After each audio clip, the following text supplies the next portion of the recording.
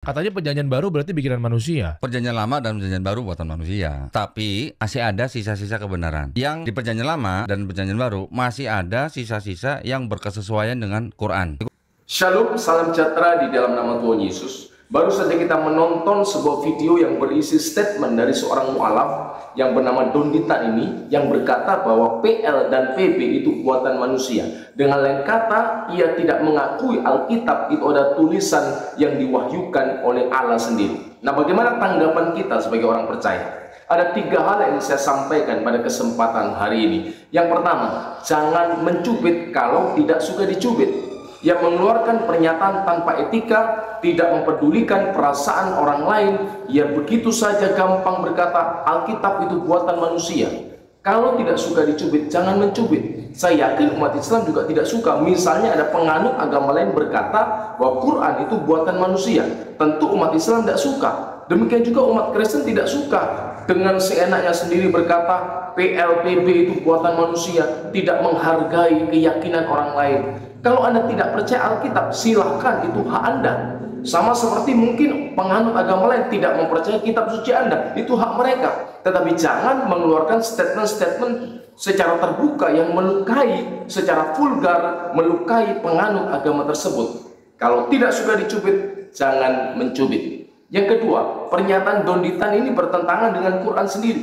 Ia katakan PL dan PB buatan manusia. Tetapi kalau Anda membaca, mempelajari di dalam Quran, ada banyak bagian di dalam Quran yang menyatakan bahwa kitab Taurat dan kitab Injil itu diwahyukan oleh Allah, itu berasal dari Allah. Bahkan dikatakan berisi nur dan hudan. Nur itu cahaya, hudan itu petunjuk bagi orang beriman. Dengan lain kata, Quran justru mengakui eksistensi Taurat dan Injil sebagai kitab yang diwahyukan oleh Allah sendiri. Nah, bagaimana mungkin Dondi sebagai umat Islam bertentangan dengan Quran sendiri? Mana yang akan Anda ikuti? Mengikuti pernyataan Dondi atau mengikuti pernyataan Quran?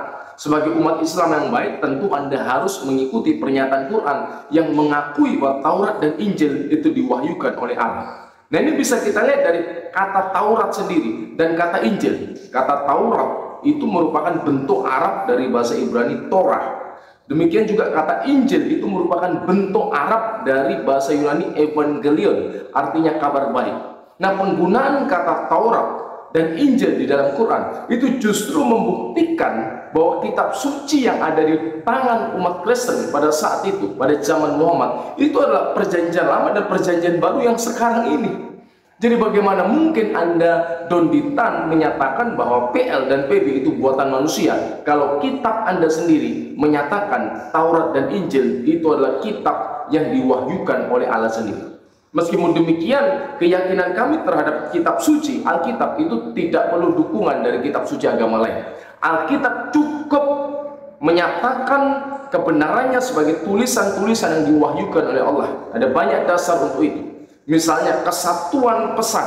Alkitab itu ditulis oleh sekitar 40 orang yang berbeda-beda.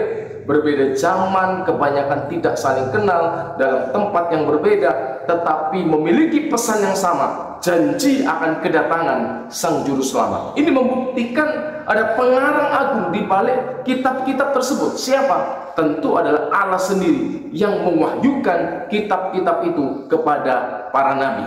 Nah, yang ketiga, dalam perspektif iman Kristen, perjanjian lama, perjanjian baru yang diyakini sebagai kitab suci oleh umat Kristen sudah cukup untuk menyatakan kehendak Allah, menyatakan kebenaran Allah kepada umat manusia. Tidak perlu ditambahi dengan kitab-kitab yang lain.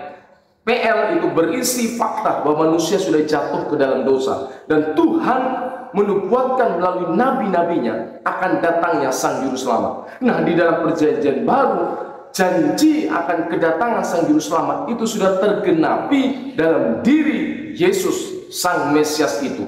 Jadi kini orang yang percaya bahwa Yesus adalah Mesias dan Juru Selamat hanya tinggal menantikan kedatangan yang kedua kali sebagai Raja di atas segala raja. Dan kami umat Kristen akan menerima keselamatan yang dijanjikan oleh Allah di dalam firman-Nya. Jadi dalam perspektif Kristen, kami tidak perlu datangnya kitab suci yang lain, nabi yang lain. Ini perspektif kami. Tetapi kalau umat yang lain meyakini yang lain, silakan, itu hak mereka. Kami tidak perlu mencampuri urusan keyakinan orang lain. Nah, kiranya apa yang saya sampaikan ini memberikan pencerahan bagi kita semua. Amin. Tuhan Yesus memberkati.